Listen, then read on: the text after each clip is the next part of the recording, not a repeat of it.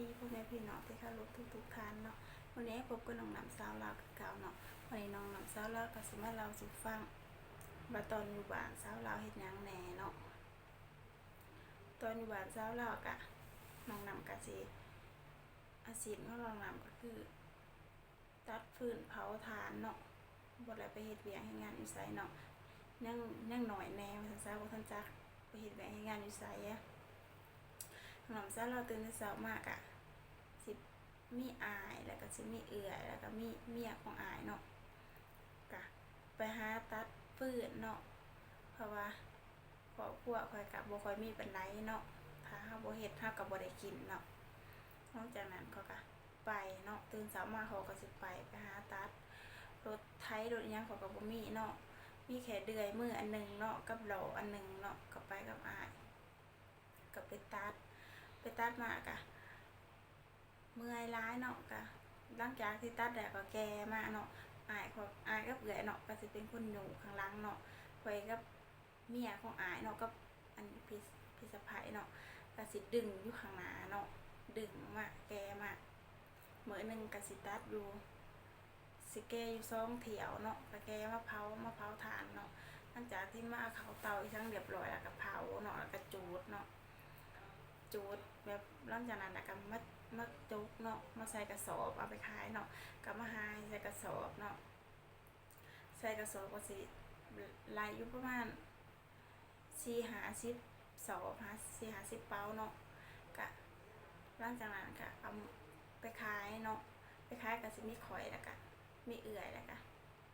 มีเมียของอายเนาะแล้วก็พ่อ4คนไปขายอยู่ฝั่งนั้นเนาะเพราะว่าบ้านข่อยมันก็สิติดกับแม่น้ำโขงเนาะมันก็จะมีหมู่บ้านอยู่ฝั่งนั้นเนาะก็สิข้ามน้ำไปใส่เรือข้ามน้ำไปเนาะพ่อก็สิไปจาวขายเนาะแต่ละเฮือนเอาก็สิเอาจักสอบเนาะพอไปแล้วก็ไปถามว่าเฮือนนั้นสิเอาบ่ทานสิเอาเท่าไหร่เนาะหลังจากนั้นแหละพ่อเขาก็มาบอกเนาะว่าเพื่อนก็สิเอา5สอบเพื่อนนี่สิเอา10สอบเนาะข่อยกับเอื้อยกับเมียอายเนาะก็แบกขึ้นไปให้เขาเนาะเมื่อยเนาะแบบตัวเองก็ยังบ่ทันใหญ่ปานใดว่าซั่นซะเนาะก็ยังซ้ำเป็นเด็กน้อยอยู่เนาะก็แบกขึ้นไปเนาะผู้นั้นผู้นี้ก็แนมเบิ่งเนาะพวกผู้บ่าวผู้แพ้หรือว่าเด็กน้อยเด็กๆเนาะเพิ่นก็สิแนมเบิ่งเนาะว่าโอ้อีน้อยๆตัวนี้มันคือมาแบกทานเนาะสิเนาะแต่ว่าข่อยก็อยากอายอยู่เนาะแต่ข่อยก็เลือกบ่หลายเนาะแต่ข่อยก็เฮ็ดเนาะถ้าข่อยบ่เฮ็ดข่อยก็จักสิเฮ็ดหยังในเมื่ออาชีพของข่อยก็คือการเผาถ่านเนาะเขาก็สิแบกไปแต่ละเฮือนแต่ละอันนี้เนาะกับเอื้อยหลังจากไปขายถ่านแล้วก็จนหมดพุ่นน่ะเนาะแล้วก็มาเนาะเงินที่ไหลหั่นก็บ่หลายปานใดหรอกก็ไหลอยู่50สอบเนาะสอบนึง10,000เนาะ10,000สอบนึงก็สิถืออยู่40บาทเนาะ50สอบมันก็สิถืออยู่500,000ค่าตะกี้เนาะ500,000มันก็สิถืออยู่2,000 บาทเนาะเพราะว่าเงินค่าตะกี้มันก็บ่ขึ้นเนาะ1,000นึงมันก็สิมีแค่250,000เนาะสิได้อยู่500,000เนาะหลังจากได้เงินมาแล้วเงินส่วนนั้นหั่นพอเพิ่นก็สิแบ่งซื้อข้าวเนาะแบ่งซื้อข้าวแล้วก็ใส่หนี้เขาเนาะเป็นหนี้ตามในบ้านในอิหยังเนาะก็สิแบ่งใส่หนี้เขาต่างๆเนาะหลังจากขายฐานมาพอเพิ่นก็สิให้เขาอยู่5,000กีบเนาะ5,000กีบก็จะถืออยู่20บาทเนาะให้ไว้ซื้อขนมซื้ออิหยังกินเนาะพอก็สิบอกพอว่าเอาคือให้น้อยแท้อยากได้10,000เนาะอยากไปดินบุญเนาะมื้อนั้นก็สิมีบุญเนาะอยากได้10,000พอเพิ่นก็10,000หันก็40บาทเนาะเพิ่นก็ได้ว่าบ่ได้เนาะเพิ่นสิป้าไว้ซื้อหันซื้อนี้ในเฮือนเพราะว่าทาน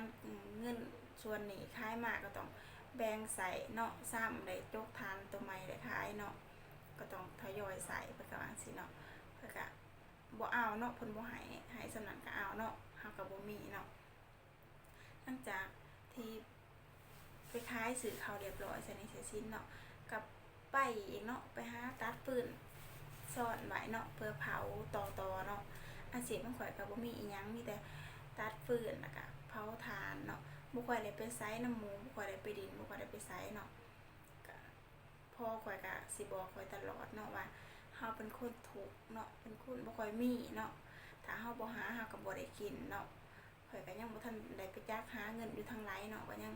น้อยแน่ก็ยังอยู่บ้านนำพ่อนำแม่เนาะพ่อแม่เพิ่นก็สิพาเฮ็ดอาชีพนี้เนาะอาชีพหลักของข่อยเนาะก็คือเผาถ่านเนาะแต่ว่าทุกมื้อนี่ก็ยังเผาอยู่เนาะก็ยังขายอยู่แต่ว่าข่อยก็เมื่อยหลายเนาะมีมื้อหลายมื้อนึงข่อยเมื่อยเขาก็จมกระวนไปธรรมดาของเรื่องเด็กน้อยของข่อยเนาะต้องเขาเป็นเด็กเนาะพ่อก็สิบอกข่อยตลอดเนาะก็สิบอกกับข่อยเนาะว่าเฮาต้องเฮ็ดเนาะถ้าเฮาบ่เฮ็ดจังเฮาสิเฮ็ดหยังเนาะ